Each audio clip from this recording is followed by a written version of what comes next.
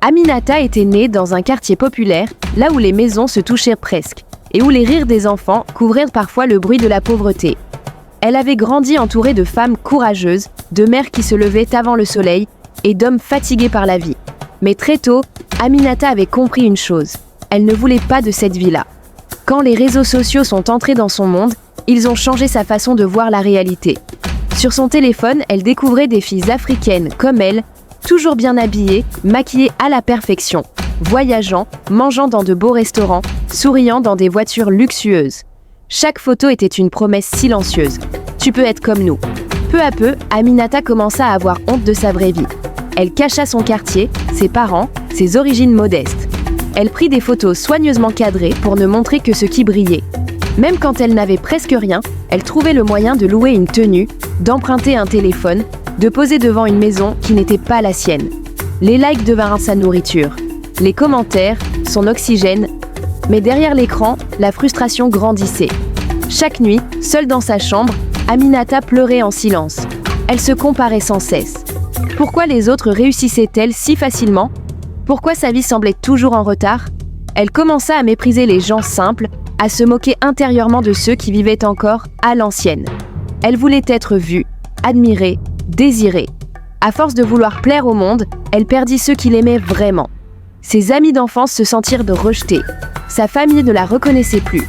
Aminata parlait avec arrogance, jugeait tout le monde, rêvait de célébrité sans accepter le chemin difficile qui y menait. Même l'amour, elle le choisissait selon l'apparence et le statut, jamais selon le cœur. Un jour, elle rencontra un homme attiré par l'image qu'elle projetait. Ils s'affichaient ensemble, prenaient tort des photos parfaites, semblaient heureux. Mais quand les difficultés arrivèrent, quand les filtres ne suffisaient plus, l'homme disparut. Il n'aimait pas Aminata, il aimait son image. C'est là que tout commença à s'effondrer. Les collaborations cessèrent, les messages diminuèrent, les likes se firent rares. Les gens passèrent à une autre fille, plus jeune, plus brillante, plus tendance. Aminata tenta de suivre, mais elle était épuisée.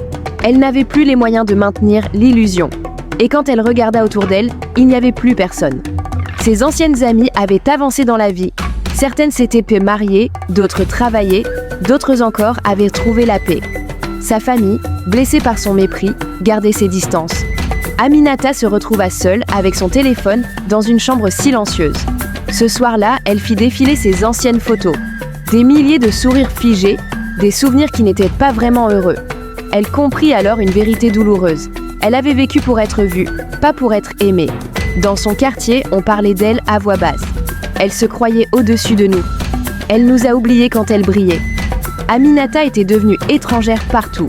Rejetée par ceux qu'elle méprisait, oubliée par ceux qu'elle voulait impressionner, elle réalisa trop tard que la vraie richesse n'était pas dans les écrans, mais dans les liens humains, la dignité et l'acceptation de soi.